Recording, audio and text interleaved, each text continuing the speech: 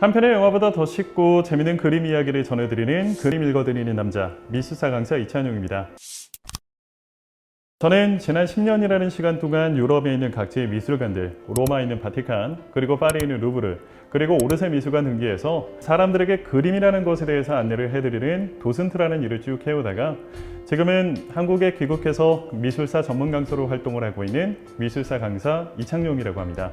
자, 오늘은 감골도서관과 함께 책 안 보면 뭐하니라는 프로젝트를 통해 여러분들께 귀한 미술관을 하나 소개시켜 드릴까 하는데요. 그것은 바로 우리뿐만 아니라 전 세계 수많은 사람들이 사랑하는 오르세 미술관입니다. 일단 외관을 보시면 굉장히 화려한 모습으로 꾸며진 것을 확인해 보실 수가 있는데요. 한때 오르세 궁전이라고 불리울 만큼 오르세 미술관은 세상에서 가장 아름다운 외관을 자랑하고 있습니다.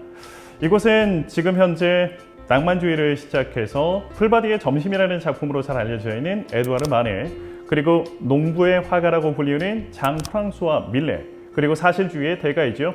귀스타브 쿠르베의 작품도 만나보실 수가 있고요. 위층으로 올라가시면 여러분들이 너무나도 사랑하시는 대표적인 인상파 화가들, 예를 들어 클로드 모네, 피에르 오기스트 르누아르, 그리고 드가, 시슬리의 작품들 뿐만 아니라 중간층으로 내려오시면 후기 인상주의의 대표주자인 빈센트 반 고흐와 고갱의 작품도 동시에 만나보실 수가 있습니다. 조각 또한 빼놓을 수가 없겠죠. 생각하는 사람이라는 작품으로 잘 알려져 있는 오기스트 로댕과 로댕의 연인이자 제자이자 라이벌이기도 했었던 까미오 클로델의 작품도 동시에 만나보실 수가 있는 곳입니다. 자, 그럼 미술관으로 좀 다가가 보시도록 할 텐데요. 일단 입구에 서시면은 수많은 조각 작품들이 우리를 맞이해주고 있고요. 이 조각들을 지나쳐서 입구를 통해 안쪽으로 들어가 보시면 보시는 것처럼 긴 홀을 중심으로 양옆으로 갤러리들이 위치한 것을 확인해 보실 수가 있습니다. 그 자리에 서신 다음 뒤로 돌아 고개를 위쪽으로 들어 올려 보시면은요, 보시는 것처럼 굉장히 크고 화려한 금장으로 장식되어 있는 시계도 만나보실 수가 있습니다. 사실 미술관과는 전혀 어울리지 않는 모습이기는 한데요. 어찌되었건 굉장히 아름다워 보이기는 하네요. 안쪽으로 쭉 이제 들어가셔서 5층으로 올라가 보시면은 굉장히 아름다운 뷰포인트가 위치해 있습니다. 바깥에서 보셨을 때는 시계의 모양을 하고 있는데요. 사실 과거에는 정말 시계 역할을 하기는 했었지만 보시는 것처럼 지금은 실내부가 전부 다 비어진 상태로 전망대 역할만 하고 있습니다. 워낙 여기가 사진이 아름답게 나오는 지역이다 보니까 나중에 기회가 되셔서 오르세 미술관을 방문하게 되신다면 잊지 마시고 꼭 이곳에서 인증사진 한 장씩 찍어보시는 것도 괜찮을 것 같아요.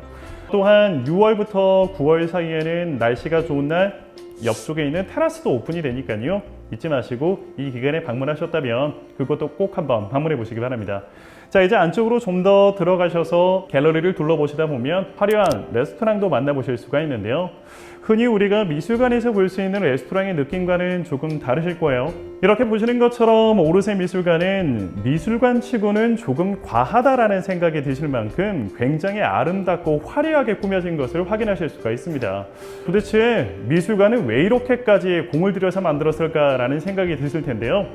오르세 미술관이 이런 아름다운 모습을 가지고 있는 이유는 사실 이곳은 처음부터 미술관으로서의 역사가 시작된 곳이 아니라 원래 이곳은 돈 많은 부르주아들을 위한 최신식 기차역으로서 역사가 시작되었기 때문입니다. 1900년 파리에서는 우리에게는 엑스포라는 이름으로 잘 알려져 있는 만국 박람회라는 행사가 열리게 되는데요.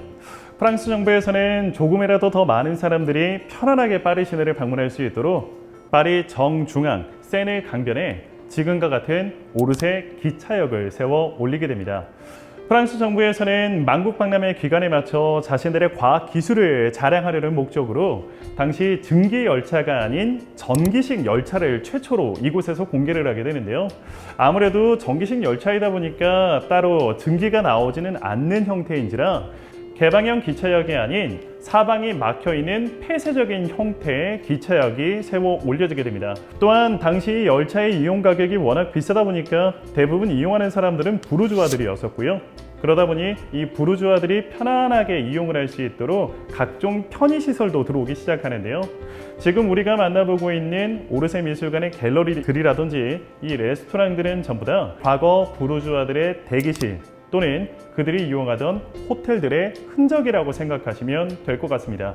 자, 그런데 지금 파리 시내 한복판에 새로운 기차역을 세워 올리게 되는 거잖아요. 아무래도 시내 중심부다 보니까 땅값이 너무나도 비싸 당시 정부 측에서는 넓은 부지를 확보할 수는 없었어요. 기차가 겨우 들어올 수 있을 정도의 작은 기차역을 세워 올릴 수밖에 없었는데, 문제는 시간이 흐르면 흐를수록 열차의 길이가 점점 더 길어져 가기 시작합니다. 자, 이렇게 길어져 버린 열차들은 작게 만들어진 오르세 기차역에 들어올 수 없는 일이 빈번하게 발생하기 시작했고, 이런 일이 너무 자주 일어나다 보니까 이 오르세 기차역은 결국 처음 문을 연 지 40여 년이 흐른 1939년 2월 기차역으로서 더 이상 역할을 수행하지 못하고 폐쇄당하게 됩니다. 이후 프랑스 정부에서는 이 버려진 오르세 기차역을 활용하기 위해 서커스장이라든지 호텔이라든지 박람회장으로 이용을 하기도 했었지만 큰 기대를 이루지 못하고 결국 오르세 기차역은 이후 40여 년간 버려지고 방치되는 운명에 놓여지게 되죠. 그런데 여러분들, 우리 파리 시민들 입장에서 한번 생각을 해보자고요. 시내 한복판에 이렇게 아름답게 지어놓은 건물을 지금 40년 동안 버려두고 방치하고 있답니다. 시민들 입장에서는 이 건물이 얼마나 아까웠겠어요. 아니, 이 건물 기차역으로 이용하지 못한다면 리모델링을 통해서라도 다른 용도라도 좀 써보는 것이 어떻겠습니까? 라는 민원이 빗발치기 시작하자 프랑스 정부 측에서는 이 건물을 어떻게든 이용하고자 건물 내부로 들어와 살펴보기 시작하는데요. 당시 건물은 오직 철골과 유리로만 구성이 되어 있어 건물 내부로 빛이 굉장히 많이 쏟아지고 있는 상황이었었고요. 과거 기차 선로가 놓여져 있었던 중앙 홀 부분과 부르주아들이 대기실로 이용하고 있었던 양편의 방들은 여기 미술관으로 이용해도 괜찮겠는데? 라는 생각이 들어 이후 7년간의 리모델링 공사 끝에 드디어 이곳이 오르세 미술관으로서의 역사가 시작이 됩니다. 그런데 재밌는 건 처음 정부 측에서 이곳을 미술관으로 이용하겠다는 계획에 대해서는 큰 반발이 없었어요. 그런데 어떤 작품을 전시할까라는 것에 대해서는 여러 가지 의견들이 등장하기 시작하는데요. 그런데 여러분들 기억하시죠? 조금 전에 말씀드렸다시피 이 미술관은 빛이 굉장히 많이 쏟아져 들어오는 미술관이잖아요. 빛이 많이 들어오는 미술관이다. 그렇다면 우리 미술사에서 자신의 화폭 속에 빛을 담으려고 했었던 바로 그 빛의 화가들, 인상파 화가들의 작품을 이곳에 전시해보는 것은 어떻겠습니까? 라는 의견이 최종적으로 결정이 되면서 당시 프랑스 전역에 흩어져 있던 수많은 인상파 화가들의 작품이 이곳으로 찾아오며 지금 현재의 오르세 미술관의 역사가 본격적으로 시작이 됩니다. 그런데 오르세 미술관은 현재 1848년부터 1914년까지 이 사이에 제작된 작품들만 전시하겠습니다 라고 규정을 지어 놓았는데요. 미술관에서 이렇게 정확하게 연도를 정해놨다는 건 그 연도에 중요한 의미가 있다는 뜻일 겁니다. 먼저 1848년엔 프랑스가 모든 혁명을 끝마치고 드디어 그들에게 평화가 시작되는 연도이고요. 1914년엔 여러분들 모두 다 알고 계시는 1차 세계대전이 발발한 해입니다. 프랑스 사람들은 이 기간이 역사상 가장 평화롭고 아름다웠었던 시기이다, 프랑스의 황금기다라고 이야기를 하며 이 시기를 가리켜 아름다운 시기, 벨 에포크라고 부릅니다. 여러분들, 이 벨 에포크 시기를 바탕으로 만들어진 유명한 영화도 한 편이 있는데요. 우리 여성분들이 굉장히 좋아하시는 영화예요. 우디 앨런 감독의 미드나잇 인 파리라는 영화가 바로 이 시기를 바탕으로 만들어진 영화라고 보시면 될 것 같습니다. 그런데 이 벨 에포크 시기라고 하는 것은 단순히 프랑스 파리가 아름답기만 했었던 시절은 아니고요. 이 미술이라고 하는 것이 비약적으로 발전했던 시기이기도 합니다. 그리고 그 미술이 비약적으로 발전했던 시기 정중앙에 서 있는 화가들이 바로 인상파 화가들입니다. 그래서 여러분들, 오르세 미술관에서는 인상파 화가들 뿐만 아니라 이 인상파 화가들이 등장하기 직전에 활동을 했었던 사실주의 화가라든지 낭만주의 화가들 작품들을 시작으로 이 인상파 화가들이 전성기를 누르고 나중에 쇠퇴기를 맞이하고 난 이후에 등장하게 되는 후기 인상파와 현대미술이 등장하기 직전까지의 작품들을 동시에 만나볼 수가 있는 곳입니다. 예술의 도시라는 별명답게 파리를 방문해 보시면 여러분들 크게 미술관을 세 군데를 방문하실 수가 있는데요. 다들 아시는 루브르 박물관과 오늘 우리가 만나보고 있는 오르세 미술관, 그리고 70년대 최근에 지어진 퐁피드 미술관을 꼽아볼 수가 있습니다. 먼저 오르세 미술관을 중심으로 1848년 이전의 고전주의의 작품들은 루브르에서 만나보실 수가 있고요. 1848년부터 1914년까지 이 벨 에포크 시기에 이르는 작품은 조금 전에 말씀드렸다시피 오르세 미술관에서 미술관에서 만나보실 수가 있는 거고요. 1914년 이후에 현대미술은 새롭게 지어진 퐁피두 미술관에서 만나보실 수가 있는 겁니다. 그래서 파리를 방문해 보시면 이 새 미술관을 통해서 인류 미술사 전체의 작품들을 다 만나볼 수 있는 개념이라고 생각하시면 될 것 같아요. 아마 전 세계에서 이 모든 시기의 작품을 동시에 만나볼 수 있는 도시는 이 파리가 유일하지 않을까라는 생각이 들기도 합니다. 아무튼 대표적인 3대 미술관 가운데 아무래도 가장 큰 인기를 끌고 있는 미술관은 이 오르세 미술관이라고 이야기할 수 있는데요. 그도 그럴 것이 퐁피두 미술관에 전시되어 있는 현대미술 같은 경우에는 이해하는데 어려움들을 좀 많이 느끼세요. 그러다 보니까 루브르나 오르세 미술관들을 많이 찾게 되는데, 루브르 박물관은 사실 이 관람을 한다는 것 자체가 굉장히 부담스럽기도 해요. 왜냐하면 현재 루브르 박물관이 소장하고 있는 작품 수가 총 46만 점입니다. 여러분들 46만 점이라고 하면 이게 뭐 그렇게 대단한가라는 생각이 드실 수도 있을 텐데요. 우리가 작품 한 점당 10초씩만 감상한다 하더라도 루브르에 있는 모든 작품을 전부 다 감상을 하려면 하루에 8시간 정도 감상한다라고 계산을 했을 때 위에 계산이 나올 거예요. 대략 160일 정도가 소요가 됩니다.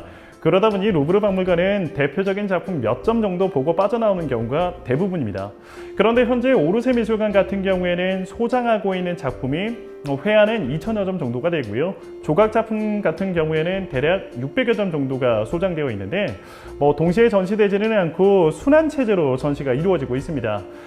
전체 작품을 오르세 미술관에 들어가셔서 다 둘러보신다면 빠르게 둘러보시면 2시간 정도, 천천히 둘러보신다라고 가정하시더라도 4-5시간 정도, 반나절이면 모든 작품을 전부 다 만나보고 나오실 수 있는 사이즈이다 보니까 크게 부담 없이 오르세 미술관에 방문하실 수 있으실 것 같아요.